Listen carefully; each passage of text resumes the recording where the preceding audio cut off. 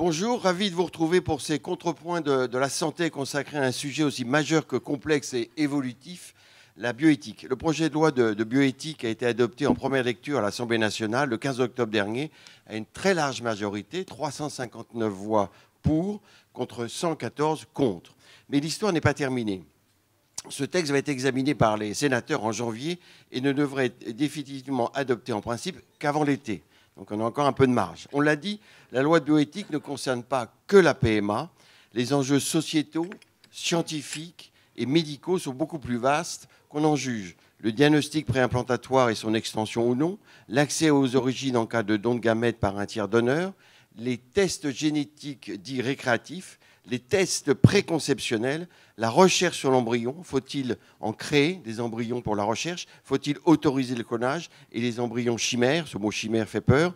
L'autoconservation de ces gamètes, de ses propres gamètes, sans raison médicale, tant pour les femmes que pour les hommes. Ce sont tous ces thèmes que nous allons aborder avec un souci de pédagogie et de clarification avec Philippe Berta, député MoDem du Gard, membre de la commission spéciale bioéthique et co-rapporteur du projet de loi. Vous êtes universitaire, chercheur et généticien aussi, vous n'êtes pas que député. Jean-François Delfrécy, président du comité consultatif national d'éthique, c'est par ordre alphabétique. C'est bien de le préciser. Voilà. Et on garde la fin, le meilleur pour la fin, bien évidemment. Dominique Stoppa-Lyonnais, chef du service de génétique de l'Institut Curie, qui a fait partie en son temps de l'équipe de François Fillon lors de la dernière élection présidentielle. Vous pouvez vous poser vos questions sur Twitter, #contrepoint de la santé. Renaud Degas les versera au débat, au cours de ce débat. Merci à nos partenaires, BVA, Canon Médical, Carte Blanche, Groupe Pasteur Mutualité, Point Vision et Care. Pascal, première question. Oui, Philippe, bonjour à tous et merci d'être avec nous. On est effectivement, comme vous le dites, frappé par la richesse des débats, et en tout cas des questions qui ont été posées lors de ces derniers débats. On est également frappé par l'abondance, en réalité, des textes et des réflexions sur le sujet. Je rappelle 32 articles pour la loi, 7 titres, mais également auparavant des États généraux, plusieurs commissions parlementaires. Première question. Première question. Que pensez-vous? Alors, en réalité, Philippe Leduc nous reprécise bien à peu près les résultats qu'ont eu cette loi, Monsieur Berta. Que dit-elle, selon vous, de l'état de la société, de nos sociétés, et tout particulièrement de la France? Aujourd'hui, avez-vous l'impression, effectivement, que les choses se sont rigidifiées, que ce vote était attendu, que la qualité de ces débats était au rendez-vous? Quel est votre premier sentiment? Il est multiple. Enfin, le premier sentiment, c'est que globalement, c'était un texte attendu, mais surtout craint par l'exécutif. Je crois qu'on avait eu suffisamment de réunions préparatoires en amont pour sentir qu'il y avait une espèce d'inquiétude sur ce sujet particulier. Et globalement, les débats se sont bien passés. Il n'y a pas eu de confrontation très forte. Et comme je l'avais un petit peu pressenti, en fait, la partie procréative, finalement, on a le résultat attendu. Je crois qu'on l'aurait pu le pronostiquer avant. D'abord, c'était le résultat souhaité par le président de la République qui a été obtenu. Par contre, sur la partie que je classifierais de plus scientifique, bon, je crois que ça a surtout révélé qu'on a vraiment un problème de fond, mais c'est un problème de fond qui est commun à l'ensemble de notre population et qui est la traduction, qui est traduit dans l'hémicycle par ses élus. C'est-à-dire qu'on a un problème de culturation dans les domaines scientifiques et technologiques qui est vraiment très important. On va y venir, et notamment d'ailleurs, vous avez exprimé plusieurs fois votre insatisfaction, voire frustration sur ces débats. Mais est-ce que vous avez le sentiment... Frustration, mais à minimum, oui. Oui, Monsieur Delfraissy, peut-être nous le dira également. Est-ce que ces débats ont été, selon vous, évidemment, très préparés par la société, et notamment par les États généraux? Est-ce que oui, c'est la raison, peut-être? je ne peux pas ne pas taire d'éloges sur effectivement toute la phase amont, qui est une phase qu'il faut absolument continuer, parce qu'il y a vraiment un travail à effectuer constant autour du CCNE, du Comité consultatif national d'éthique, et effectivement de tout le travail qui a été fait amont, qui doit grignoter un petit peu, j'espère, chaque année en termes de connaissances au niveau de notre population. Mais les résultats sont un peu en deçà de ce que vous attendiez quand même. Non, ils sont tout à fait identiques de ce que je pensais. Mais Ce on que a vous toujours... espériez alors. Voilà, tout à fait. Voilà. Que ce que j'espérais, quand on part dans un combat pareil, on a toujours l'envie de se dire, on va avancer. Bon, moi, bien sûr, mon combat était essentiellement autour de la génomique et du diagnostic utilisant les technologies génétiques. Et c'est vrai que je vais juste terminer de la façon suivante, ça a été un échec total. Rien que ça. Pascal. Monsieur Delfraissy, on dit souvent que notre pays a été capable de mener des débats difficiles avec la société. Est-ce que d'abord c'est assez unique l'approche que l'on a de ces questions de bioéthique en France? Oui, la France a un modèle particulier puisqu'il y a une loi dédiée à la bioéthique qui a lieu tous les 7 ans et peut-être maintenant tous les 5 ans. C'est pas une loi qui est associée à une loi de santé, c'est pas un bout d'une autre loi, mais elle est dédiée. Bon. Alors on peut discuter de ça, hein, c'est-à-dire est-ce que c'est pas trop lourd, alors que même il y a un renouvellement de la science 50% tous les 5 ans, est-ce que garder ce modèle est le bon modèle? Alors moi j'ai 2 remarques. D'abord, quand je suis arrivé au CCNE, je ne comprenais pas bien le modèle, hein, et j'étais plutôt en retrait. Et maintenant, au contraire, j'ai changé d'avis. Hein. Ce qui montre que d'ailleurs, sur les aspects de la bioéthique, il faut savoir écouter et savoir entendre les arguments des uns et des autres. J'ai changé d'avis. Pourquoi? Parce que sur des sujets aussi complexes, eh bien, le temps de la construction de la loi permet d'avoir ce que j'appelle moi le triangle, hein, qui est un triangle d'une certaine façon de démocratie sanitaire, qui est les experts et les sachants, les médecins, les chercheurs, la complexité de ce que ça représente. Le politique qui va avoir à prendre des décisions, c'est à lui de les prendre, on est dans une démocratie et c'est à lui de les prendre, mais aussi le citoyen. Et sur des sujets aussi complexes, eh bien, ce temps de démocratie participative est totalement essentiel. Je pense qu'il dépasse le sujet de la bioéthique et que par exemple, sur les grands choix de santé qu'on va avoir à faire dans les années qui viennent, c'est un modèle qui peut se prêter et qui a déjà eu lieu d'ailleurs. Mais est-ce qu'il faut le faire tous les 5 ans? Est-ce qu'il faut le faire tous les 5 ans ou au fil de l'eau? Parce qu'on a l'impression qu'on en parle un petit peu, beaucoup. Alors les Anglais, par exemple, les Anglais ou les Allemands font un bout de loi, entre guillemets. Enfin, ils font d'abord beaucoup moins de lois que nous. Oui. Hein. Bon, même sur la Constitution. C'est d'abord une vraie question. Hein. Ils n'ont pas de Constitution, on le voit bien. Bon, on ne va pas changer la culture française. Parfois, ils se prennent les pieds dans les tapis. Oui, c'est pas forcément mieux. Et ensuite, quand ils prennent des décisions, ils les prennent plutôt sur un sujet. Voilà. Hein, c'est-à-dire, ils mettent sur la génomique. Bon. Moi, je suis maintenant un peu en retrait là-dessus. Pourquoi? Parce que là où ça allume le plus fort dans les questions éthiques, c'est quand on a la conjonction des différents piliers verticaux. Je m'explique. Si vous associez ce qu'on a maintenant sur les données de santé dans les grandes bases de données au séquençage à haut débit à titre individuel, eh ben c'est la conjonction de ces 2 piliers verticaux, donc 2 grandes thématiques qui allument le plus. Il faut une réflexion globale, quoi. Tout est lié. Ça et donc, c'est d'avoir une vision un peu de réflexion globale, d'avoir un temps où on se pose le triangle, le politique, les sachants, le citoyen, avec toute la difficulté d'avoir ces questions difficiles pour le citoyen, mais il faut y arriver. Eh bien, moi, je pense que finalement, c'est un assez bon modèle. Puis pourquoi pas le dire, après tout, hein. La France, on est toujours en train de se tirer une balle dans le pied. Il y a des choses qu'on fait pas mal. Hein. Bon. Et c'est pas parce que j'ai les états généraux, mais l'ensemble de la construction, hein, plus de 500 débats, hein, plus de 500 auditions, voilà, ça montre qu'on est une démocratie qui permet d'écouter, en tout cas d'auditionner, puis peut-être d'écouter. Et pour l'instant, ça s'est bien passé. Madame Stoppalione, est-ce que vous craigniez ce débat? Non, je pense qu'il est essentiel. Et je rends hommage donc aux États généraux que le CCNE a conduit. Ça a été un énorme travail. Je ne sais pas comment vous avez fait.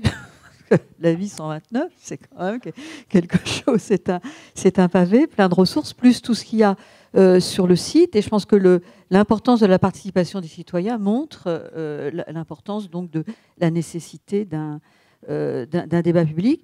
Je partage votre point de vue, Jean-François, sur le fait qu'il y a aujourd'hui, on va vers une espèce d'intégration de données hétérogènes, avec une large part pour la génomique. Juste pour rappeler que la génomique sans la clinique, ça n'a pas de sens. Donc les deux sont très liés, sont indispensables. Et on va, c'est toute la problématique de ce qu'on appelle les données massives, ou ce que j'appelle moi les méta-mégadonnées. Et c'est la problématique de l'intelligence artificielle. Et avec donc, il y a eu l'avis 130 du CCNE qui a été important, je pense, dans la loi, la loi telle qu'elle a été votée, avec la notion donc de garantie humaine. Je crois que c'est ce que j'ai, le point, je dirais, essentiel, garantie humaine de l'intelligence artificielle. Et peut-être, si vous me posez une question, alors peut-être moi je suis pas aussi désespérée que vous. Je n'ai pas une grande frustration quant au projet. Peut-être moins fatigué. Voilà, vous êtes, voilà. Vous en vouliez plus, vous, et peut-être vous moins. Alors. Je crois que M. Bertha sort d'une réunion sur le PLFSS. Voilà. C'est un peu vrai. Non, mais voilà. Vous illustrez le fait que nous épuisons nos parlementaires, que la vie de parlementaire est très difficile. Mais il y a sûrement peut-être des insuffisances, mais dans la loi, en ce qui concerne la génomique, mais je dirais que sur des problématiques dont on va peut-être reparler, la notion de test on va dérouler tout ça, oui, du test préconceptionnel, voilà, je pourrais donner mon point de vue. Je trouve que la loi est globalement prudente, mais elle n'empêche pas de faire un certain nombre de choses. Il y a déjà du préconceptionnel, on reviendra. Il y a une seule chose que je veux dire, c'est que c'est très, je dirais, c'est presque confidentiel. D'un trait de plume, le législateur a abrogé un article, je cite, c'est l'article 2131-4-1 du Code de santé publique, et qui concerne le double diagnostic préimplantatoire. Oui. C'est-à-dire ces situations très rares où on conjugue à la fois la recherche sur l'embryon de caractéristiques génétiques associées à une maladie grave et puis la compatibilité HLA pour pouvoir traiter un enfant. Alors la loi bioéthique, c'est un sujet. La loi bioéthique, c'est aussi du concret. Donc on va passer en revue différentes thématiques pour qu'on comprenne bien, parce qu'on parle en général, parfois trop en général de la loi bioéthique. Le diagnostic préimplantatoire. Alors est-ce qu'il ne fallait pas aller un peu plus loin? En cas de PMA, il pourrait permettre de réduire les taux d'échec. Pour l'instant, ça ne se passe pas comme ça. Et c'est ça qui est peut-être la grande frustration de M. Bertha, non? Alors, c'est une des deux frustrations. Est-ce que ce n'est pas une occasion manquée quand même? Alors, M. Delfrécy, M. Bertha, Mme Stoppalione. Je vais laisser parler Jean-François. Rapidement, est-ce qu'il faut aller plus loin? Est-ce qu'il faut inciter les sénateurs à travailler là-dessus? Alors, moi d'abord, je pense que je me retrouve dans cette loi, c'est une loi de confiance. Je ne sais pas si vous avez remarqué, elle a même des titres, hein, avec des mots. Et puis elle rappelle quand même, et c'est totalement essentiel, un certain nombre de grandes valeurs de bioéthique à la française. Et c'est fondamentalement ça quand même qu'on arrive à construire un socle sur lequel on va construire des sujets encore plus difficiles dans les années qui vont arriver. Ils vont être beaucoup plus difficiles. Mais en cas de PMA, un diagnostic préimplantatoire, pour expliquer ce que c'est, ça permettrait d'éviter des échecs. D'abord, peut-être une notion qui n'est pas suffisamment, je trouve, connue, c'est qu'on parle de la PMA comme un succès médical. Et si on regarde avec un regard un peu critique, c'est à la fois un magnifique succès par certains côtés, puis c'est avec un taux de réussite qui est relativement faible. Indépendamment de toute disposition d'ouverture ou pas d'ouverture, y compris dans des couples hétéros actuels, etc. Et c'est une souffrance aussi. Et avec la souffrance que ça peut représenter, c'est quelque chose d'assez lourd. Bon. Donc, je dis ça parce que la recherche sur ces sujets, avec un taux entre guillemets de réussite autour, tout compris à peu près autour de 17%. Identique partout, à peu près, dans tous les pays. Sur les grandes équipes, on retrouve ces chiffres. Bon, songez, est-ce qu'on aurait mis sur le marché une AMM avec un médicament ou un vaccin avec une couverture à 17%? Enfin bon, il y a de quoi s'interroger. Bon, et c'est quand même un magnifique succès. Il y a des enfants nés de la PMA et c'est merveilleux. Donc on aurait pu Mais ça l'améliorer. n'empêche pas qu'on s'interroge sur peut-être faire mieux, avec une pratique médicale sur laquelle on peut faire mieux. Et donc à partir de là, une des questions qu'il y a aussi, par exemple, parce que moi je me suis questionné, pourquoi il faut de la recherche sur l'embryon en 2020? Au nom de quoi, hein? Les scientifiques, ok, mais on peut suivre les scientifiques à certains moments, puis à certains moments, il est urgent de les arrêter. Bon. Enfin, de tenter, on va y venir à de l'embryon, on va y discuter. venir. Mais sur Non, le mais j'en diagnostic, parle oui. maintenant parce que voilà, ça illustre C'est ensuite global, l'ensemble oui. des questions. Et donc, une des questions posées, c'est d'essayer de comprendre, de mieux comprendre qu'est-ce qui se passe à la fois dès les débuts de l'embryon et surtout dans son environnement, et pas l'embryon lui-même, pour essayer de comprendre, entre autres, ce qui pourrait être une optimisation de la PMA. Et alors, dans ce chapitre-là, en effet, sur certains diagnostics préimplantatoires, où on sait qu'il peut y avoir des taux de réussite de PMA qui sont faibles, hein, par exemple sur la recherche d'aneuploïdie, hein, c'est une des questions qui aurait pu se poser. Bon, elle avait été posée, elle avait été mise sur la table, le CCNE avait ouvert prudemment, hein, parce que c'est des sujets difficiles, parce que le test de diagnostic d'aneuploïdie n'est pas un bon test lui-même, et on est bien d'accord là-dessus, c'est-à-dire c'est pas définitif. Voilà, et finalement, la prise de position était de dire, eh bien, on n'ouvre pas. Pourquoi alors, Philippe Berta, alors, pourquoi vous n'avez pas donné cette chance aux femmes? Enfin, vous avez pas... Attendez, moi j'ai présenté un amendement pour effectivement proposer... Pourquoi les députés, vous n'avez pas convaincu alors? Non, j'ai absolument pas convaincu, mais ça c'est clair. Enfin, j'ai pas convaincu. Si, je crois, j'ai une bonne mémoire du vote puisque c'était 51 contre, 33 pour. Donc j'ai manifestement quand même un petit peu 33, convaincu. c'est pas mal. C'est pas mal, c'est pas mal. Donc, mais ça prouve à quel point il y avait probablement un travail beaucoup plus important à faire en amont. Et c'est un petit peu ça qui me... Je le vois à travers mon groupe politique. Mais pourquoi ça a bloqué? Qui est un Parce groupe, que je le rappelle, quand au départ très démocrate chrétien. Quand on écoute M. Delfrécy, c'est une évidence quand même. Alors pourquoi ça a bloqué? Ça a bloqué parce que vous avez eu d'abord parce qu'il faut le temps de l'explication, il faut un temps pédagogique. Tout le monde va participer. Voilà. Il faut un temps pédagogique qui est important. Et tout le monde doit participer. Alors, Madame Stoppalione, alors. Attendez, monsieur. Alors, non, il faut un temps pédagogique et ce temps il est important. Moi, si j'ai réussi à convaincre de mon groupe, c'est que ce temps pédagogique, je l'ai eu avec eux. Oui. Et très sincèrement, il y a eu quelques exceptions, mais la majorité m'a suivi une fois qu'on a pris le temps d'explication. Ce temps d'explication, dans la vie parlementaire, vous ne l'avez pas. Et la majorité des députés, bon, c'est toujours été comme ça, j'imagine, réagissent plutôt à des mots d'ordre. Et les mots d'ordre, bon, s'ils sont donnés par un tel ou par un tel... Donc, le vote était libre chez La République En Marche. Alors moi, je ne suis pas République En Marche. C'est bien, non, mais vous dites l'Assemblée. La majorité avait un vote libre. Chaque député... Mais de toute façon, c'était effectivement une situation qui a été commune pour tous les députés. Oui. C'est que sur ce type de texte... texte sociétal un peu complexe, on avait chacun notre liberté de vote. Voilà, tout à fait. Madame Stoppalione, vous êtes plus réservée? Non, mais je crois qu'il y a eu effectivement un amendement qui a été rapporté. Là, je n'étais pas à l'Assemblée, mais j'ai lu le rapport via l'APM. Et ce que j'ai compris sur le fait... Donc, il y a eu un amendement contre la recherche d'aneuploïdie, c'est-à-dire d'anomalies chromosomiques, avec l'idée que la recherche d'aneuploïdie pourrait augmenter le taux de réussite du DPI. Voire aussi de la FIV. Mais ce que je comprends quand j'écoute les professionnels, c'est que c'est pas tout à fait... Enfin, on est encore dans le temps de la recherche. Et donc, ce que le texte de loi permet à favoriser, finalement, la recherche sur l'embryon, en particulier sur les cellules embryonnaires. On passe d'un régime d'autorisation à un régime de déclaration. Ça, c'est important. Mais ce que je voudrais dire, c'est que lors des débats, vous confirmerez, ce qui a été mis en avant, notamment par la ministre, pour aller contre la notion de recherche d'aneuploïdie, c'est des problématiques éthiques. C'est une lutte contre l'eugénisme. Mais en même temps, aujourd'hui, on propose aux 800 000 femmes enceintes par an le dépistage de la trisomie 21. Donc c'est pas de l'eugénisme quand même là? Non, c'est pas de l'eugénisme tant qu'il y a un vrai choix des femmes, tant que la recherche sur la trisomie 21 en l'occurrence continue, que l'État en donne les moyens, et tant que la société accueille les enfants. Sinon, ça devient de l'eugénisme. Pascal, deuxième...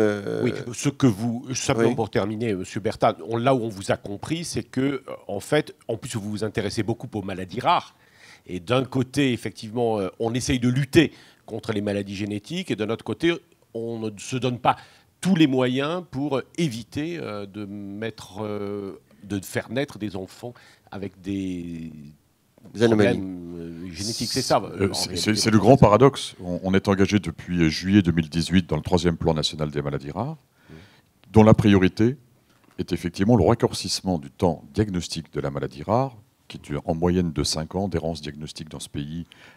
L'objectif, c'est dans les 2 ans, 3 ans qu'on arrive à 1 année. Et dans le rapport qui vient d'être rendu à mi-parcours de ce plan, il y a un beau chapitre qui concerne comment augmenter d'urgence les diagnostics génomiques et génétiques, et en particulier les diagnostics néonataux. Et finalement, à travers ce texte de bioéthique, on a fait tout l'inverse. Donc il y a un paradoxe que j'ai soulevé devant la ministre en disant il y a des textes qui sortent du même ministère qui seraient plutôt pushy dans le sens il faut y aller, il faut qu'on avance sur ce diagnostic. Je pourrais raconter, si ça vous intéresse, comment l'Australie va passer à des exomes de 1000 gènes testés en moins de 72 heures pour tout gamin pour lesquels on pourra avoir un soupçon à la naissance. Et puis, finalement, le comportement dans l'hémicycle où on s'interdit tout. Oui. Moi, j'ai un peu schizophrène là-dessus, je ne comprends pas très bien. Oui, et que vous avez répondu hors des débats et hors de l'Assemblée, dans les couloirs de l'Assemblée nationale. Qu'est-ce qu'elle répond ? Il faut du temps, ce sera peut-être pour la prochaine fois, dans 5 ans. L'accès à l'identité, aux origines. L'accès à l'identité du donneur de gamètes, en cas de tiers donneur notamment. Comment cela va-t-il se passer concrètement d'ailleurs ? Est-ce que finalement un jeune à l'âge de sa majorité, 18 ans par exemple, pourra-t-il rencontrer, s'il le souhaite, son père biologique ? Parce qu'il aura l'identité, mais est-ce qu'il pourra le rencontrer ? Oui. C'est un bouleversement total. Là aussi, il y a pas mal de paradoxes. Alors, moi, je voudrais juste qu'on s'arrête sur ce sujet-là, parce que je trouve qu'il est assez illustratif, finalement, de la loi de bioéthique 2019-2020. La France a monté quelque chose de très remarquable au niveau des sécos. Et avec quelque chose qui est fondamental, qui est le don anonyme et gratuit pour l'autre, pour les autres, pour la société. Bon. C'est un de nos fondements même, quand même, de la notion de bioéthique à la française. De l'autre côté, on a des enfants qui, de plus en plus, savent qu'ils ont eu un papa, c'est ça le plus souvent dans ce sens-là, qui est à la fois leur père. Hein. Moi, je n'ai pas de doute là-dessus. Le couple familial est bien les parents. Et puis, ils ont quelqu'un qui a aidé à la conception de cet enfant. Il n'y a pas eu besoin de loi pour ça. Ce sont les familles, c'est la société qui a évolué et qui, au début, ne disait rien à ses enfants et qui, maintenant, le dit dans une proportion d'environ 60%. Un certain nombre de ces enfants, et on revient sur un grand principe éthique qui est finalement le désir individuel d'autonomie, désirent avoir un certain nombre de renseignements. Pas tous, d'ailleurs. Hein. C'est un certain nombre. Et enfin, on a la technologie qui arrive avec une éruption, avec justement ces 2 piliers dont on a parlé tout à l'heure, qui est à la fois le séquençage à haut débit et les big data, qui permettent, dans une certaine mesure, d'aller retrouver, indépendamment de toute loi, etc., puisque c'est strictement interdit dans le modèle actuel, mais qui permet d'aller retrouver, peut-être pas le père initial, mais en tout cas d'avoir un certain nombre de traces, et puis d'avoir retrouvé des demi-frères ou des demi-sœurs. Qu'est-ce qu'on fait ? Moi, je trouve que cette loi voit les choses en face. C'est sorti vraiment, là, à la fois d'un certain nombre de couples qui poussaient d'enfants qui poussaient pour le sujet, des États généraux, c'est sorti en force de ça. Moi, je le donne comme une certaine forme d'exemple, entre guillemets. Qu'est-ce qu'on fait ? Moi, je trouve que la tentative qui est faite dans cette loi, eh bien, de s'adapter à quelque chose qui est une nouvelle vision sociétale de ça, m'apparaît aller dans la bonne direction. Écouté beaucoup et entendu. Alors beaucoup après, de jeunes. sur les modalités et les décrets d'application qui seront pris, je comprends que ça interpelle. D'abord, sur le rétrospectif, vous avez donné votre sperme il y a 20 ans de ça, et puis on vous dit maintenant, mais si vous êtes père, etc. Ça ne va pas rentrer en ligne de compte. Ça ne va pas entrer en ligne de compte. Mais enfin, on peut imaginer qu'en fonction il y aura quand même des demandes. Bon. Et qu'est-ce qu'on va faire des gamètes, sur le prospectif, les modalités précises de ce qui pourrait être délivré à l'enfant, il y a une ébauche de solutions qui est proposée dans la loi, mais c'est surtout sur les décrets d'application qui vont être mis. Monsieur Delfossy, l'identité, ça je finis. Et après, il y a toute une communauté médicale, qui est la communauté des sécos, qui elle-même a évolué sur le sujet. parce que ils ont travaillé pendant 30 ans d'une certaine façon. Là, on va pas les obliger, mais enfin les inciter, entre guillemets, à travailler d'une autre façon. Il y en a qui sont prêts, il y en a d'autres qui sont beaucoup plus inquiets, et il va nous falloir probablement un temps d'adaptation. Mais je dirais que la loi pose d'une certaine façon les enjeux de ce qui se Non, mais pas que les enjeux. La loi est très claire. C'est que l'identité du père biologique sera donnée, s'il le veut, à l'enfant à ses 18 ans. Tout à fait, bien sûr. Donc, voilà, mais ça, c'est quand même un bouleversement important. Mais les modalités les Français sont encore à finir de préciser. Voilà. Oui, j'ai été, assez épatée, subjuguée par cette disposition. Je trouve qu'elle est très courageuse. Parce que j'ai toujours eu, sur le don de gamètes, pour des couples de femmes, pour les femmes seules, je suis très prudente, mais pas tant pour, pour la façon dont l'enfant est élevé, sauf que, juste un point, même si ce n'est pas le sujet, je pense qu'avoir 2 parents, ce n'est pas pareil que d'en avoir qu'un. 2 parents, quel soit le sexe. Donc j'ai un petit souci sur les femmes seules. Mais bon, je dis ça. Mais ce qui me gênait le plus... En passant, ce n'est pas rien. Qu'est-ce que vous voulez dire par là? Je pense que d'avoir 2 en face, c'est pas pareil que d'avoir un seul. Même s'il y a 20% de familles monoparentales, mais c'est un autre sujet. Comme ça, il n'y a pas de bagarre. Mais donc, ce qui me gênait, moi, dans le don de gamètes, c'est qu'effectivement, on est resté, les sécos, on était dans l'anonymat et le secret de la conception. Et évidemment, avec les évolutions de la société, le secret explose. Et donc ça pose, les enfants qui ne sont pas informés, donc on va avoir, un certain nombre d'entre eux vont avoir besoin d'avoir accès à leurs origines. Et je voudrais rappeler, je cite cet début de l'enracinement de Simone Veil, qui dit que l'accès aux origines est sûrement le besoin le plus profond et le plus méconnu de l'âme humaine. Et j'entends ça. Et en même temps, il y a d'autres choses. Ce n'est pas l'identité du parent, mais sur l'accès aux origines populationnelles, l'engouement même du monde entier, y compris des Français. Je crois qu'il y a 35 millions de personnes qui ont demandé à avoir accès à leurs origines géographiques, ethniques. Je trouve que ce n'est pas rien. Voilà, on ne peut pas le mettre de côté. Et donc, je trouve que le fait que l'enfant adulte, devenu adulte, ait la possibilité d'avoir accès à l'identité du donneur, je trouve que c'est très courageux. Et c'est pas mal. L'anonymat n'est pas préservé. À ce moment-là, l'anonymat est rompu. La mère ne saura pas qui a donné les gamètes, mais l'enfant pourra le savoir. C'est un anonymat double détente. Ouais. La question, c'est surtout le risque que ça puisse baisser l'envie de donner ces gamètes. Exactement. On va avoir. Je pense qu'on va avoir une autre. Les donneurs vont être autres, vont être différents. C'est ce qu'on va avoir des personnes un peu christiques qui veulent avoir un très grand nombre d'enfants. On avance. Mais bon. Oui. Là-dessus, on a une idée parce que c'est ce qui s'est passé dans un certain nombre de pays étrangers.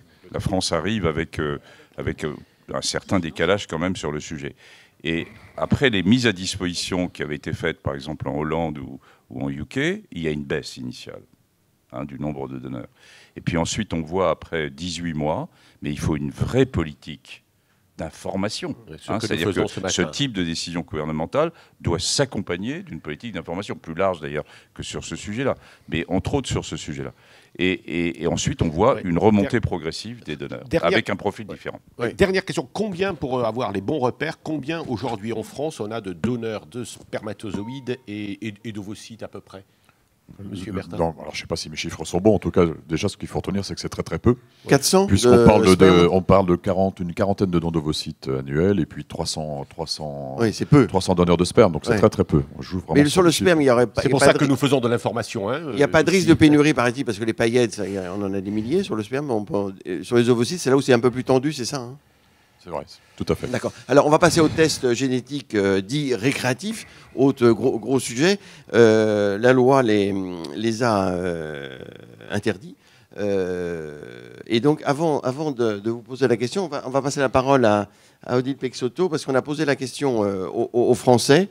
Et Odile Peixoto de BVA va nous dire ce qu'en pensent les Français. Et l'ensemble du sondage qu'on a fait, voilà. Voilà, alors déjà très modestement ce matin, parce que ce genre de sujet, ça n'est pas comme tous les mois, nous faisons 3-4 questions, ce qui est extrêmement faible. Donc je vais être très prudente, parce que je sais par mon baromètre des tendances santé que ce genre de sujet, vous changez un terme dans un item, vous changez le pourcentage de manière extrêmement conséquente. Donc il faut être très très prudent avec ces chiffres parce qu'on a parlé d'acculturation de la société et c'est vrai que sur tous ces sujets-là, les gens ils réagissent à une phrase mais ils n'ont pas de bagage derrière pour l'analyser, donc ils réagissent à chaud. Mouillez-vous, mouillez-vous. Il faut quand même faire ce... Alors déjà, l'opinion, la petite question mensuelle, depuis cet été, nous avons la confiance dans l'action de l'exécutif en matière de santé stagne à 30%. On est toujours à 30%, donc je vais passer assez vite là-dessus, ça ne bouge pas. Sur la génomique prédictive, les tests récréatifs dont parlait Philippe à l'instant, nous avons en fait 57% de Français qui se disent intéressés. Alors on leur disait, les tests génétiques permettent aujourd'hui à toute personne de connaître ses origines et d'évaluer ses prédispositions à un certain nombre de maladies. Êtes-vous intéressé ou pas? Donc on a 57% de gens intéressés, mais que 14% de très intéressés. Donc sur tous ces sujets-là, il y a une prudence, je dirais, de bonne loi et d'une certaine sagesse populaire qui s'exprime. Donc oui, il y a un niveau d'intérêt, mais on voit qu'une population quand même partagée. Ensuite, il y a quand même un trouble et une crainte quant à la sécurité de ces données. Je crains que la sécurité de ces données ne soit pas assurée. On est à 80% qui disent oui, 39% qui craignent beaucoup, qui pensent que c'est un vrai risque. Exactement les mêmes pourcentages, 81 et 39, pour le fait que ces tests alimentent des bases de données étrangères. Donc voilà, le devenir de ces données pose quand même question. Néanmoins, vous avez une majorité, 76%, qui disent que ces bases de données sont une aubaine pour la recherche médicale. Dès que vous mettez le mot recherche médicale dans un item, hop, là vous avez des réponses favorables. Les Français sont d'accord pour faire avancer la recherche sur tous ces sujets-là. Après, il y a quand même la population est également partagée sur la notion de risque. Vous voyez, ça c'est très important parce qu'on l'a aussi dans le baromètre des tendances. C'est très bien, et d'ailleurs c'est déjà difficile d'annoncer pour un médecin à quelqu'un qu'il a une maladie grave, mais d'annoncer à quelqu'un qu'il a un risque en quantifiant ce risque d'une maladie, c'est encore autre chose. Là, il va y avoir besoin d'éducation. De la société, des médecins, etc. Et donc, vous avez 54% des Français, donc vous voyez une population très partagée, qui déclarent trouver très difficile de vivre en sachant qu'il a un risque de maladie, et du coup, ils préfèrent ne pas savoir. Donc vous voyez, il y a aussi le fait que, pour l'instant, savoir un risque de maladie, c'est quand même quelque chose de très nouveau. Dernier thème, sur la sélection des embryons, on voit que c'est accueilli plutôt favorablement, mais je vais mettre, si vous voulez, quelques guillemets, il n'y a pas non plus un engouement très fort. Alors, quand vous leur dites c'est un réel progrès de ne faire naître que des enfants sans maladie génétique, vous avez 75% de la population qui est évidemment favorable, 28% très favorable. Mais quand vous dites c'est une mauvaise chose, c'est de l'eugénisme, c'est-à-dire la sélection des enfants à naître selon leurs caractéristiques, là, vous avez quand même un Français sur deux qui dit oui, c'est pas très bien ça, il faut. Donc, ils ont besoin de réfléchir.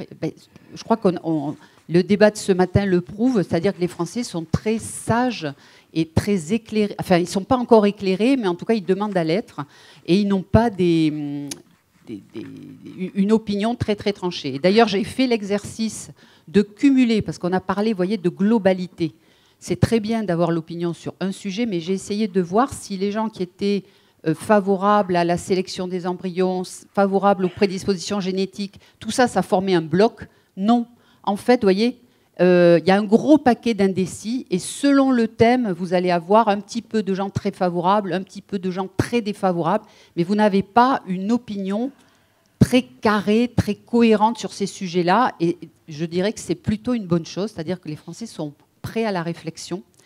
Donc dernier sujet, c'est un peu long parce qu'il y a beaucoup de thèmes en peu de questions. Faciliter l'utilisation des cellules souches, 71% pour la recherche médicale. Donc il y avait recherche médicale, donc là 71% sont favorables. Le droit d'autoconservation de ses propres ovocytes pour mener la grossesse dans le futur, 71% de favorables, avec des pourcentages de très favorables qui tournent autour de 22%. Vous voyez, donc c'est pas non plus un engouement, il y a quand même une prudence. Lever l'anonymat dont on vient de parler avec le consentement du donneur, 65% de favorables, 19% seulement de très favorables. Et le pourcentage le plus faible, c'est sur le sujet qui a été le plus médiatique, sur lequel on a le plus parlé.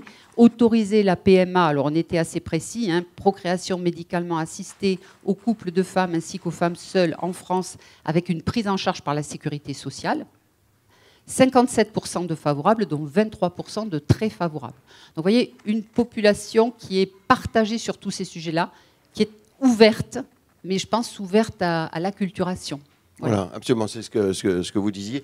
Donc les tests génétiques dits récréatifs, on va parler de ça maintenant, reste interdit, dit la loi, pour éviter, enfin le projet de loi, pour éviter toute dérive et exploitation de données personnelles très sensibles. Mais finalement, ces tests génétiques qu'on peut faire à l'étranger, est-ce que vous pensez que ça va résister, cette interdiction? Parce qu'on va y arriver.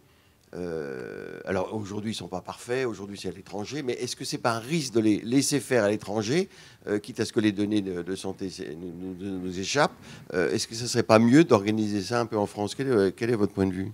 Déjà, je vais juste revenir un petit peu en arrière, puis je vais répondre à votre question. Je crois que notre génération scientifique, on a peut-être un peu trop survendu la génétique.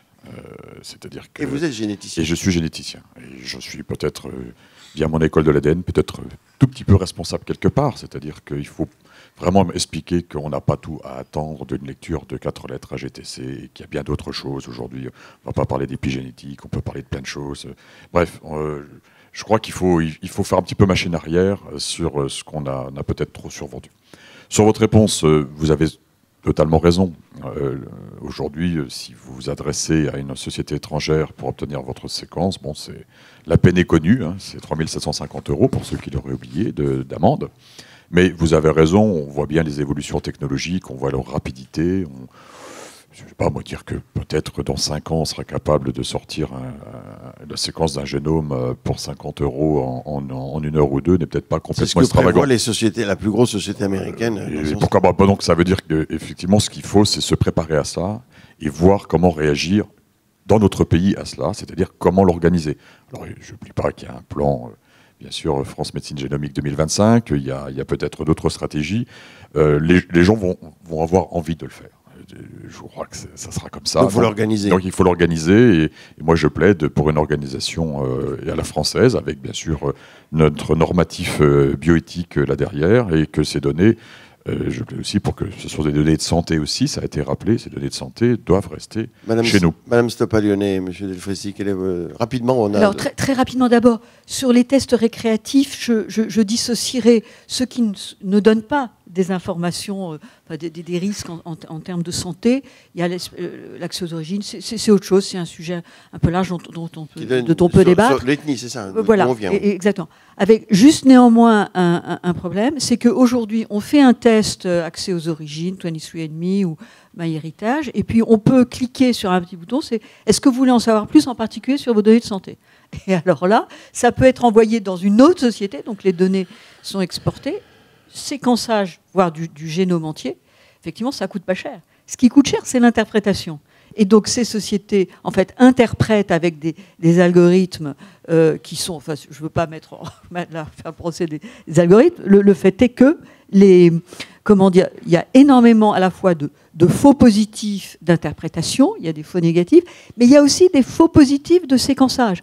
Et nous, on le voit aujourd'hui.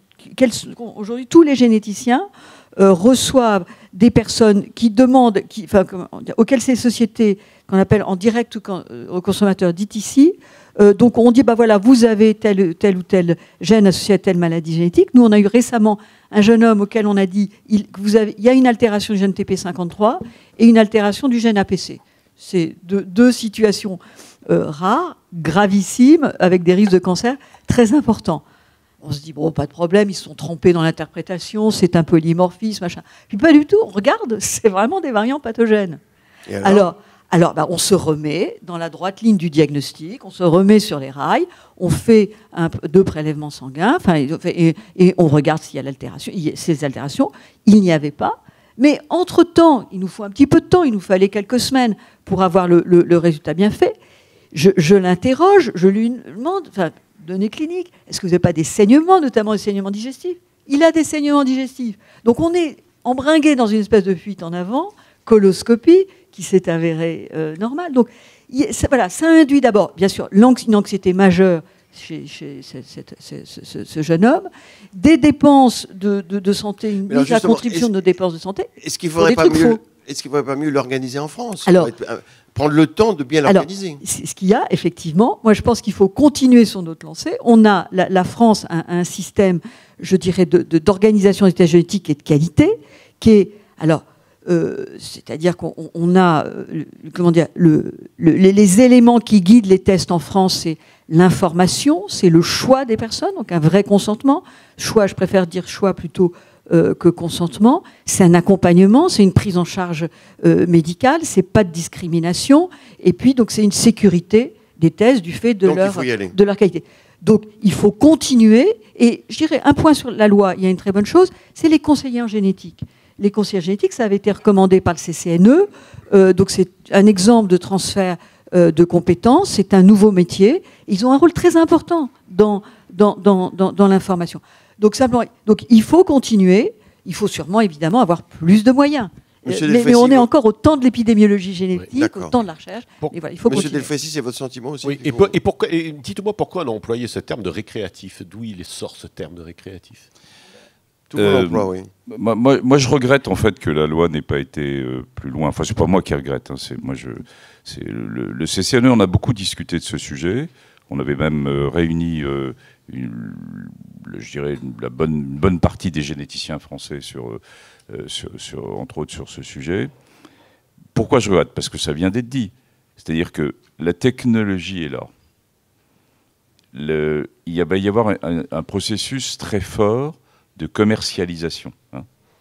On touche là des problèmes difficiles de business et santé. Les coûts vont baisser. La loi va interdire. Les gens vont faire. Et ce que préconisait le CCNE, après beaucoup de discussions, c'était de dire essayons d'ouvrir prudemment en remettant ça dans le modèle français. C'est-à-dire du conseil génétique, de la discussion avec un médecin, qui d'ailleurs aurait probablement permis d'éliminer un certain nombre expliquer ce que ça voulait dire ou ce que ça ne voulait pas dire. Donc moi je pense que cette décision de dire on bloque, parce qu'on ne veut pas laisser ouvrir, etc., il y a un risque d'eugénisme. Bon, personnellement, je ne vois pas là, parce que ce n'est pas de l'eugénisme d'État, c'est des décisions individuelles. Là. Au contraire, si on les avait accompagnés dans le modèle français médical, tel qu'il est, avec nos grandes notions éthiques, aurait permis un accompagnement. Là, on va être dans un flou pendant 3 ou 4 ans. Les sénateurs peuvent revenir, à votre avis, sur ça peut évoluer d'ici l'été? Ça peut peut-être évoluer. Je ne sais pas, mais moi je ne suis pas, vous savez, mon rôle c'est arrêter. Maintenant c'est le temps des politiques. Vous nous expliquez récréatif? S'ils le font. Récréatif, c'est parce que c'est connaître ses origines, c'est ce côté un peu de... Voilà. Don d'organes. Oui, alors ça c'est un autre sujet qui est un sujet important, notamment en France. On nous dit depuis longtemps que le don d'organes est insuffisant dans notre pays. Est-ce que la loi va améliorer les choses? Notamment, peut-être débat sur la gratuité, etc. Monsieur Bertha? Ouais, c'est à souhaiter parce qu'effectivement les listes d'attente sont longues. Maintenant, je ne vais pas m'engager à vous répondre précisément. Mais don d'organes du vivant, est-ce qu'il ne faudrait pas que la personne qui donne son rein ou un autre organe soit aidée financièrement? Est-ce qu'il y a pas alors anonyme et gratuit, mais M. Delfrécy il serait plutôt pour. Enfin, le CCNE avait mis l'idée de donner un statut aux donneurs vivants. Enfin, je vous rappelle, hein, vous ne le savez peut-être pas, mais qu'il y a de très grosses différences entre la répartition entre donneurs à partir de comme à dépasser, si je peux m'exprimer ainsi, et puis de donneurs vivants, entre la France et par exemple les pays du nord de l'Europe, où le don de donneurs vivants est beaucoup plus développé. Bon. Pour ça, en France, ça a démarré, ça stagne à un certain pourcentage. Et surtout, on tombe dans les aspects d'administration. C'est-à-dire que vous avez quelqu'un qui donne son rein et puis qui reçoit après la fiche de l'hôpital en lui disant « on ne vous rembourse pas le taxi quand vous êtes rentré chez vous ». Enfin, c'est des bêtises ou des conneries de ce type. Hein. Bon. Eh bien, le CCNE avait souhaité, dans un esprit pas du tout, là on n'était pas dans la bioéthique, on était dans le bon sens. Hein. C'était de dire eh bien, on donne à ces personnes qui vont donner quand même. Hein, c'est magnifique, moi, je trouve, hein, même si c'est un don dirigé, entre guillemets, c'est quand même magnifique. Et eh bien, de simplifier la démarche. Voilà. Donc, on aurait souhaité qu'il y ait un statut du donneur vivant. Et une aide enfin, qu'on simplifie les procédures. Simplifie surtout, oui. d'accord. Madame Stopalione, sur ce point. Consacrant du temps sur la recherche sur l'embryon, la recherche sur l'embryon et les cellules souches, donc il y a une avancée dans la loi. Il faudra demander une autorisation toujours pour une recherche sur l'embryon. Et sur les cellules souches, il y aura besoin simplement d'une déclaration. Est-ce que ça suffit? Est-ce qu'il ne faudrait pas se rapprocher de ce que font les pays autour de nous, comme l'Angleterre? Est-ce qu'il ne faudrait pas aller un peu plus loin? Est-ce que cette avancée de la loi est suffisante? Je sais pas, déjà, je pense qu'il faudrait qu'on explique. Là, on parle d'embryons surnuméraires. Donc, ce sont des embryons qui ont été créés à des fins, effectivement, de procréation médicalement assistée et qui ne sont pas l'objet d'un projet parental pour lequel la famille, le couple, est donc questionné. Qu'est-ce qu'on fait de ces embryons surnuméraires puisque vous n'avez plus de projet? C'est la destruction ou est-ce que c'est une sorte de don à la recherche? Ça concerne très peu d'embryons. D'abord parce que peu d'équipes, je crois, je ne vais pas me tromper, sur l'année 2018, je crois que c'est 4 équipes françaises, quelque chose comme ça, qui ont effectivement demandé autorisation à utiliser ces embryons surnuméraires. Donc c'est très minime. Aujourd'hui, par chance, déjà depuis un certain nombre d'années, on a accès à des lignées de cellules souches embryonnaires qui sont dans les différents laboratoires qui en ont besoin. Et le retour à l'embryon est assez minime. Il est plus peut-être même pour comprendre effectivement des origines d'infertilité que pour autre chose. Donc la demande était une demande de la collectivité impliquée dans ce type de recherche, cette demande de simplification.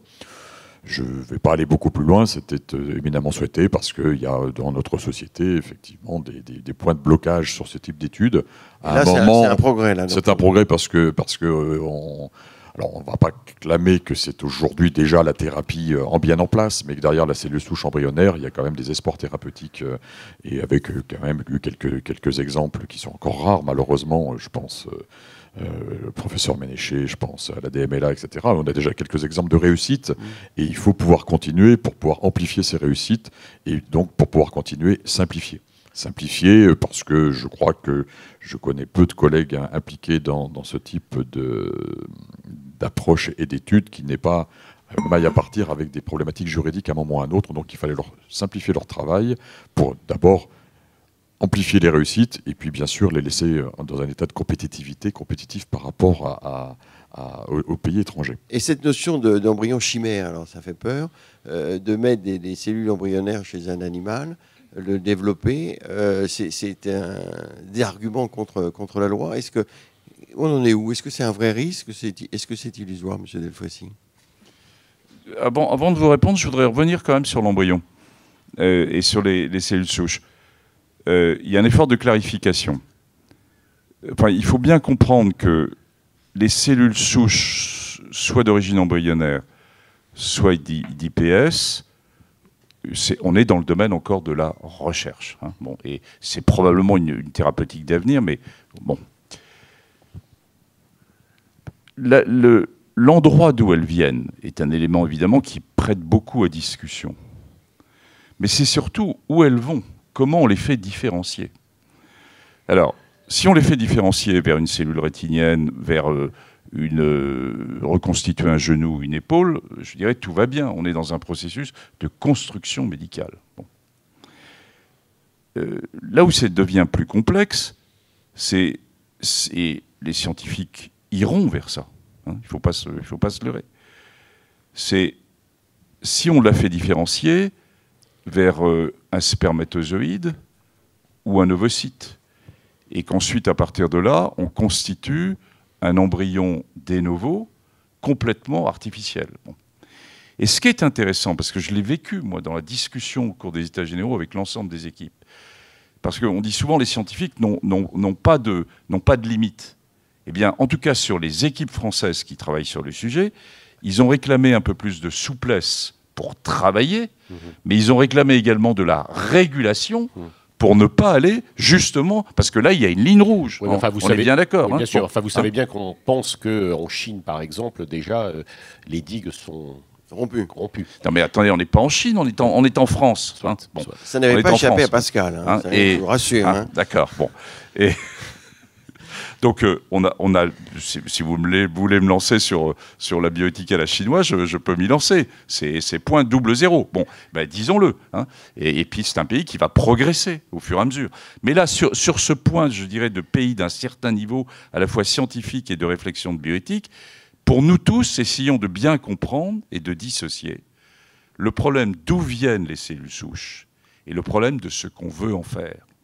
Et c'est vrai que... Donc pas d'embryon, pas de clonage, pas de... Ensuite, et donc d'arriver à construire à partir de là des gamètes artificielles, qui va être un enjeu pour les années qui viennent. C'est pour ça que la révision de la loi va être, je dirais, sur ces grands enjeux, va être de retour. C'est là où se situe le point de butée. Alors très rapidement, Pascal, il faut qu'on avance sur l'autoconservation des gamètes. Bon, ça c'est plutôt bien. Oui, enfin on a été frappé par le fait que à l'époque, enfin avant, il y avait une possibilité d'autoconservation des gamètes pour des raisons médicales. Ça a l'air d'être assez élargi maintenant. Votre avis ?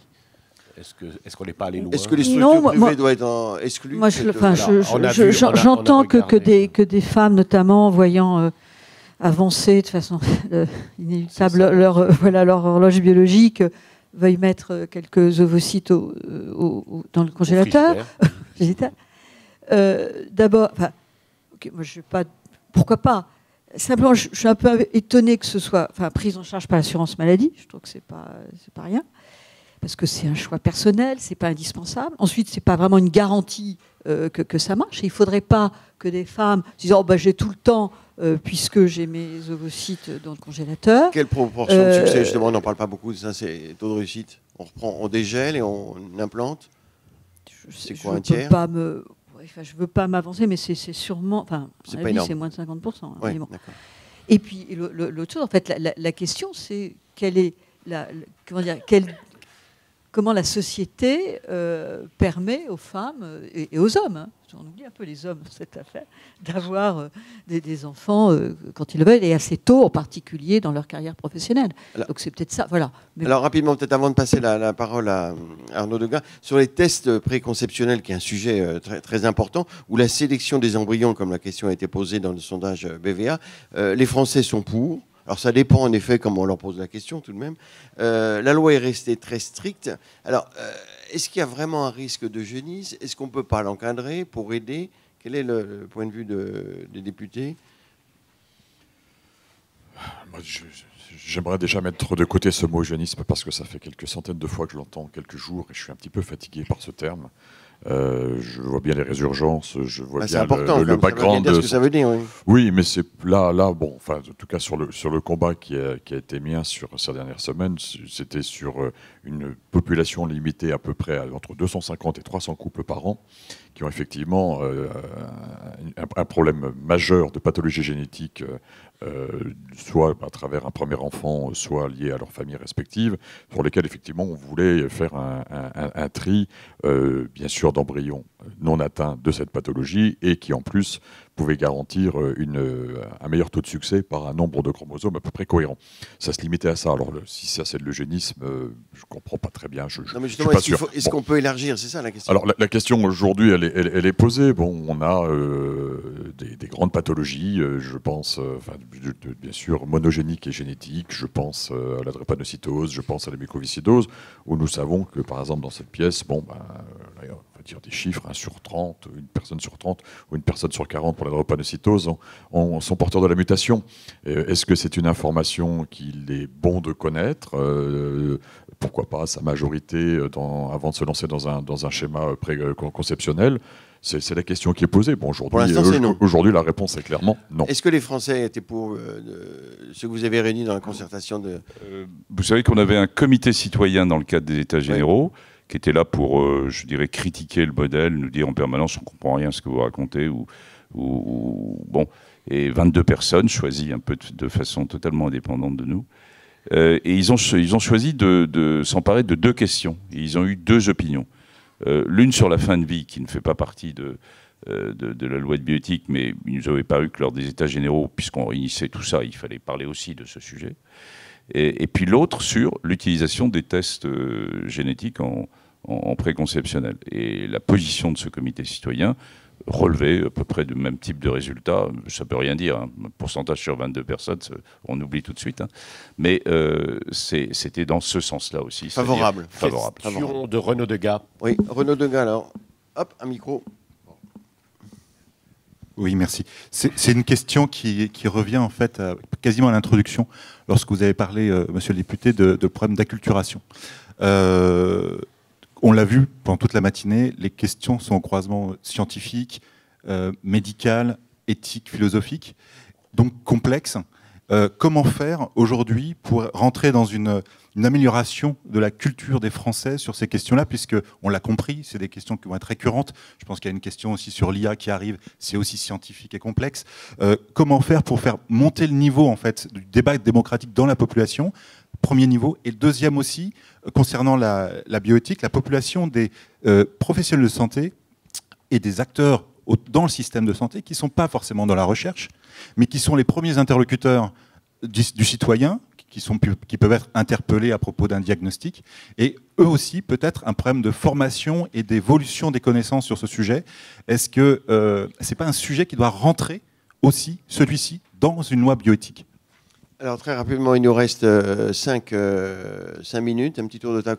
Comment favoriser la diffusion des connaissances, l'acculturation, comme on dit? C'est un très bon débat, un débat très ancien. Une proposition chacun. Alors. Non, mais déjà, il faut de l'argent. Moi, je suis un acteur de la culture scientifique depuis le début des années 90. Pour faire vivre ma petite structure de culture scientifique, vous voyez, en sortant d'ici, je vais aller commander de l'argent, demander de l'argent à la gendarmerie nationale pour qu'ils nous prennent comme agent de formation sur leurs tests génétiques, parce qu'il faut en permanence, c'est un combat. Moi, ça fait 28 ans que je préside cette école de l'ADN, qui justement avait pour objet d'être un outil pur de culture scientifique pour effectivement être à même de mieux informer les gens et les rendre plus acteurs dans ces grands débats qui sont les nôtres aujourd'hui. Le modèle économique n'a pas tenu très longtemps. Il a fallu rapidement qu'on fasse de l'argent, qu'on trouve de l'argent parce qu'on sait qu'on ne sera pas aidé. Donc il y a ce problème-là. Bon, il y a aussi un grand problème d'éducation à la santé plus globale. Ouais. On vient de parler de procréation. Il y a vraiment des messages à donner, par exemple, autour de la procréation. Enfin, le nerf de la guerre, si j'ose dire, aujourd'hui, c'est qu'effectivement, les couples procréent de plus en plus tard. Et ça, forcément, ça a des impacts. On connaît les taux de fécondité en fonction de l'âge. À l'époque où on avait des enfants entre 20 et 25 ans, on n'était pas un couple sur 7 avec un problème de fécondité. Ça, c'est une évolution. C'est une évolution. Donc, on a un problème de culture scientifique et de culture dans notre rapport à la santé. Quand on écoute M. Bertha, il le dit souvent, effectivement, les parlementaires d'une part, mais également la France, n'a pas un goût assez suffisant pour la science et la recherche. Bertha, oui. Et alors, est-ce que la loi de programmation dans laquelle nous allons rentrer là maintenant, est-ce que vous n'avez pas l'espoir finalement, peut-être d'abord qu'il y ait plus d'argent et d'autre part peut-être que ça transpire ou en tout cas que ça diffuse dans la société, non? Alors, effectivement, si je fais le bilan un peu comptable comme l'a fait le ministère sur les besoins que va susciter, les besoins financiers que va susciter cette loi de programmation pluriannuelle de la recherche auquel vous faites allusion. On entendra, j'imagine, le discours du président de la République pas plus tard que le 26 novembre sur ce thème. Oui, il nous faut 6 milliards. Donc si vous avez 6 milliards, tout ira probablement un petit peu mieux dans notre activité de recherche. L'appel est lancé. Pascal, alors, rapidement sur l'acculturation, une proposition, je veux dire, qu'est-ce qu'il faudrait faire? Et puis, M. Delfassi, on a encore une dernière question sur l'intelligence artificielle. Je pense que il faut faire feu de tout bois, les médias. Ce petit déjeuner est important.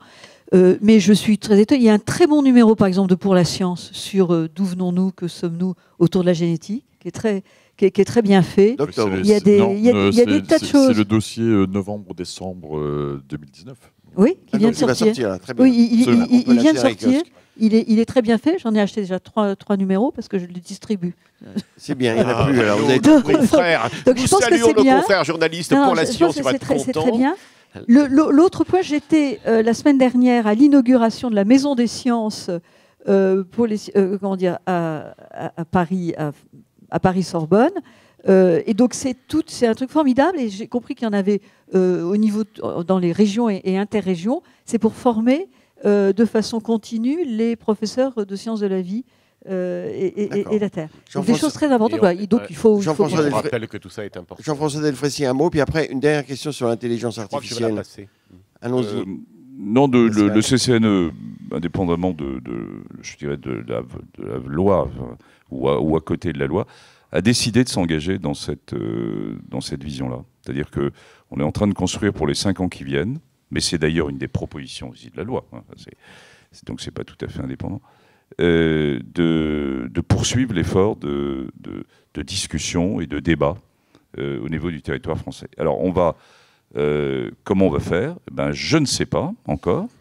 On va vous donner des idées, mais on a quand même quelques idées. Vous savez qu'on a le réseau des espaces éthiques régionaux, qu'on a une série de grandes mutuelles qui sont très demandeuses de ce type de dialogue, qu'on a un certain nombre de grandes fondations du public qui sont également demandeuses, qu'il y a des réseaux dans le domaine de la santé avec le CRSA qui sont aussi mobilisables, qu'on a été un peu juste parce que pour les états généraux, il fallait faire ça dans un délai relativement court, mais qu'on a quand même su mobiliser, et qu'on a maintenant, je dirais, une sorte de savoir-faire. Alors la discussion, c'est est-ce que ça va être à nous de le faire, ou est-ce qu'on va être pilote pour coordonner, est-ce qu'on reste un peu dans notre tour de réflexion ? C'est une vraie discussion qu'on a entre nous, mais en tout cas, je pense que la majorité des membres a pris goût finalement et s'est rendu compte de l'importance qu'on ne pouvait pas avoir une réflexion de bioéthique uniquement entre intellectuels, mais qu'il fallait la partager avec les citoyens, et que donc c'est notre prochain enjeu. Votre parole est d'or. Dans la presse médicale, nous le savons. Pascal, il y a un article, l'article 11, qui est quand même intéressant, sur l'intelligence artificielle. Quand un médecin utilisera un algorithme, il devra en informer ses patients. Alors, c'est fondamental, mais on ne voit pas très bien comment ça va se passer. Alors, en un mot, un médecin... Est-ce que ça vous paraît réaliste ? Non, mais ce qui compte, c'est que le mot intelligence artificielle et numérique et santé soit dans la loi. Voilà. C'est la première fois que dans une loi de bioéthique... C'est original. Oui, enfin, c'est plus qu'original. C'est nécessaire, compte tenu de l'éruption technologique que ça représente. C'est peut-être pas de l'avancée scientifique, l'intelligence artificielle, mais en tout cas, c'est en train de modifier complètement nos modes de pratique. Vous en avez discuté, et on n'est qu'au début d'une aventure. Donc que ça figure dans la loi en tant que telle, c'est ça le point essentiel. Oui, le reste, revanche, Monsieur Delfraissy, l'environnement, santé et environnement, finalement est assez peu abordé aujourd'hui. Vous l'avez regretté dans d'autres lieux ? Oui, je l'ai regretté. On l'avait mis dans les items des États généraux. Et on a eu un succès limité parce que c'est des communautés qui sont différentes.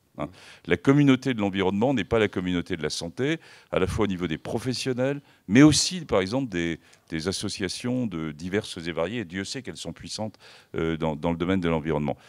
Alors, si on a encore un peu de force au niveau du CCNE, après ce que je vous ai dit, je pense, là, à titre personnel, que c'est un enjeu majeur de rapprocher ces aspects de santé et d'environnement. Parce que c'est deux sujets qui touchent les citoyens et sur lesquels ils sont capables de comprendre, de s'intéresser. Et donc, il faut rapprocher ces deux sujets. C'est pas facile. Si vous regardez les profs de médecine impliqués sur santé et environnement, ils sont un tout petit nombre. C'est extrêmement frappant quand même. Un tout petit nombre. Donc, il y a une vraie vision de rapprochement de ces communautés. Bon, on n'a pas trop réussi pour cette loi. J'espère qu'on va mieux faire. Voilà. Monsieur Bertha, qu'est-ce que ça va servir cette délégation, je conclus, la délégation permanente de l'Assemblée nationale à la bioéthique? Qu'est-ce qu'elle va faire, cette délégation nationale permanente? Alors ça s'appelle effectivement peut-être un vœu pieux. Pour l'instant, j'ai aucune réponse à vous donner. Je pense que je ne suis pas tout à fait partisan, moi, de rajouter des structures à des structures. Dans le cadre parlementaire, on a le PEST qui fait déjà un certain travail, donc il va falloir réfléchir un petit peu comment organiser ça. Ça, c'est quelque chose qui est sorti dans ça ne va peut-être pas rester dans la loi. En tout cas, je ne le parierai pas, effectivement. Merci madame, merci messieurs, d'avoir, avec beaucoup de pédagogie, d'avoir tenté de nous expliquer cette loi, ces évolutions extrêmement importantes. Merci à nos confrères journalistes, pas que ceux de la science, pour la science. Merci à tous. Merci aux équipes, à Françoise Millet, à Emmanuel T, à LDC Santé, merci Philippe, à la veille des acteurs de la santé et évidemment à Ortus et son équipe, Julie Beltrami, à Jérôme, à Luc. Merci à nos partenaires BVA, Canon Médical, Carte Blanche, le groupe Pasteur Mutualité, son président était là, à notre ami François Pelaine de Point Vision, une petite pensée pour lui, à Caire et à Gwendoline Boyaval, évidemment, qui est derrière nous et que nous saluons avec beaucoup de plaisir. Philippe, il faut être magnanime, comme la Tour. Je le dis pour Monsieur Bertha, que nous recevions, député du Gard, député de Nîmes, une région qui nous est chère. À bientôt, bon retour, merci.